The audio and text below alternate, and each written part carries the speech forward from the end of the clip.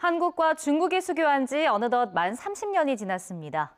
두 나라는 다양한 분야에서 활발한 교류를 통해 밀접해지며 함께 발전을 이뤘는데 한반도 문제 등 무거운 숙제들도 많습니다.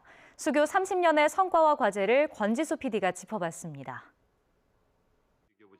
1992년 8월 24일, 한국과 중국이 외교관계 수립에 관한 공동성명에 서명합니다. 대한민국과 중화인민공화국은 오랜 비정상적인 관계를 청산하고 대사급 외교관계를 수립하기로 합의했습니다. 약 40년의 적대 관계를 뒤로하고 펼쳐진 30년. 두 나라는 수교 이후 잇따라 관계를 격상하며 사이를 좁혀왔습니다. 수교 당시 64억 달러였던 양국 간 교역액은 그동안 약 47배나 늘었고 한국은 일본과 함께 중국에 가장 많이 투자한 나라입니다. 특히 중국 내 사업가와 주재원 등 우리 경제인들을 중심으로 양국 관계의 비약적 발전을 이끌었습니다. 跟中国企业合作，搞了这个合资企业，搞了工厂，有的呢在中间可能失败了，这种也有，但是他们的这种贡献是功不可没的。 코로나19 사태 직전인 2019년엔 한 해에만 두 나라를 오간 사람이 1,000만 명을 웃돕니다. 하지만 그 과정에서 고비도 많았습니다. 대북 정책을 비롯해 역사, 문화, 왜곡 논쟁, 미세먼지 문제 등으로 갈등을 빚어왔고 최근엔 엄격한 제로 코로나 방역 여파가 중국 내 우리 국민에게도 미쳤습니다.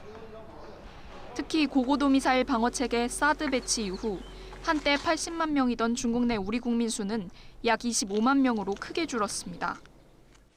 예를 들어서 사드가 구체적으로 어떤 영향을 줬느냐면 뭐 자동차 회사의 한 차종이 한 달에 12,000대 팔렸습니다. 부지를 제공한다고 하는 발표를 하고 나서 그 다음 달에 2,000여 대가 팔렸어요. 동포사회는 위기 극복을 위해 한인회를 중심으로 양로원 방문과 K-팝 대회 개최 등 이른바 공공외교 노력을 펼쳐왔습니다.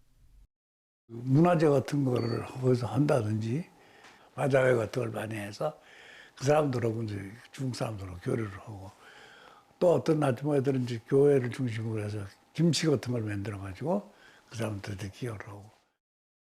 他们的干净，他们的好的生活习惯，比如说他们会做泡菜，他们会做一些非常精致的韩餐，穿得漂漂亮亮的出去的时候，让很多生活当中的中国人能看到韩国的形象。我觉得他们起到了非常大的这种很软的民间的作用。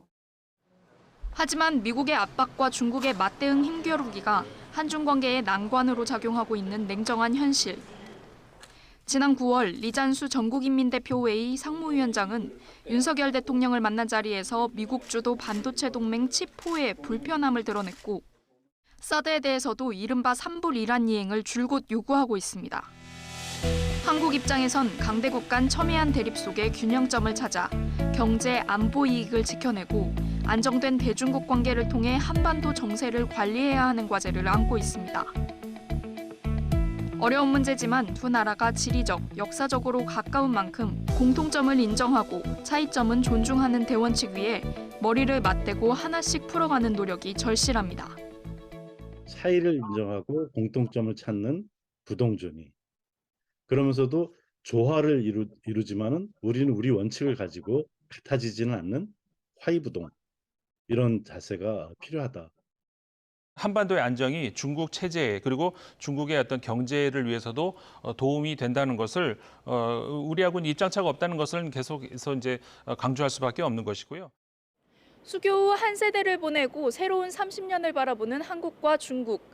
냉엄한 국제 정세와 한반도를 둘러싼 이해관계를 풀 열쇠를 함께 찾아야 할 도전과 기회의 여정이 다시 시작됐습니다.